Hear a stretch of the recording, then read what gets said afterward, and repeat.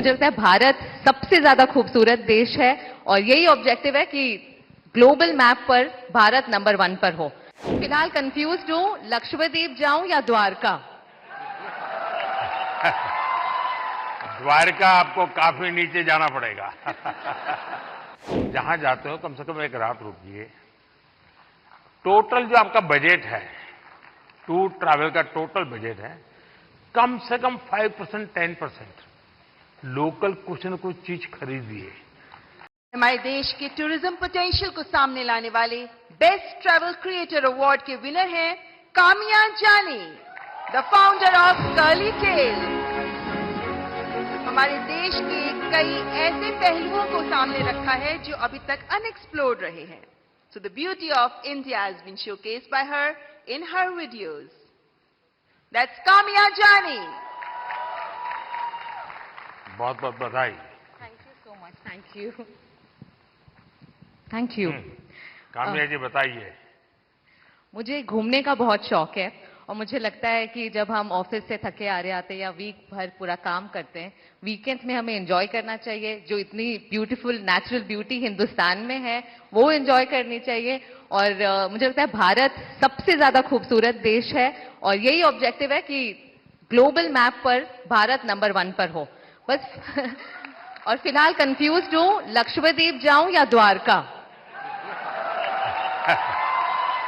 द्वारका आपको काफी नीचे जाना पड़ेगा। लेकिन वो मेरा अनुभव बहुत ही अद्भुत था। खैर उसकी बात कभी फिर करूंगा, लेकिन मैं नहीं मानता सब टूरिस्टों के लिए कितना सुविधाजनक होगा।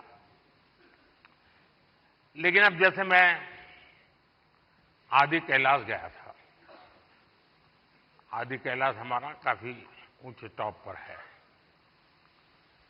और दूसरी तरफ मैं यहां द्वारिका में काफी मीटर नीचे चला गया पुरानी द्वारिका देखने के लिए।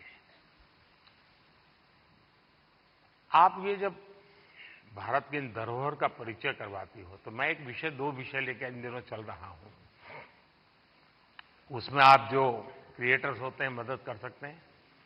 एक हमारे लोग क्या करते हैं, जैसे कहीं चले गए सोमनाथ, तो बस में ट्रेन में अपनी कार से उतरेंगे, भागेंगे और जैसे भगवान अभी कहीं जा रहे हैं तो पकड़ो। उनके दिमाग में यही रहता है, तो दौड़ो पकड़ो और फिर एक बार देख लिया तो इधर उधर छुट्टी। मैं कहता हूं भाई ऐसा क्यों करते हो? जहां जाते हो कम से कम एक रात रुकिए। टोटल जो आपका बजट है, टूर ट्रैवल का टोटल बजट है, कम से कम 5% 10% लोकल कुछ न कुछ चीज खरीदिए, लोकल प्रोडक्ट खरीदिए। अब फिर आप कहेंगे नहीं हमने पानी पूरी खरीदी थी, ऐसा नहीं। खाना वाना तो कंपलसरी है, खाएंगे, लेकिन कोई वहां की प्रोडक्ट, क्योंकि हमारे देश की ये भी एक सामर्थ्य है और वहां की इकोनॉमी को बहुत बड़ा बल मिलता है।